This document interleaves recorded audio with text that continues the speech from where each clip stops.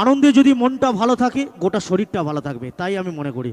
তো একটা জিনিস এখানে এসে আমার খুব ভালো লেগেছে বলবো, একটা জিনিস এখানে এসে খুব ভালো লেগেছে বলবো, বলি কথাটি কেউ খারাপ ইঙ্গিতে নেবেন না, শুধুমাত্র আনন্দের জন্য নেবেন। একটা জিনিস এখানে এসে আমার দেখে খুব ভালো লাগলো যে এটাই, বছরে আমি অনেক অনুষ্ঠান করি, আপনাদের মতো মানুষের সামনে পৌঁছাই। আজকের অনুষ্ঠানে এসে আমি একটা কথা না বলে থাকতে পারছি না। এই আনন্দের কথাটি হলো, এতক্ষণ যে অনুষ্ঠান চলছে, অনুষ্ঠান চলাকালীন এখনো পর্যন্ত কোনো মাতাল আমার চোখে পড়েনি। মাতাল না থাকার জন্য একটা জোরসে তালি হোক।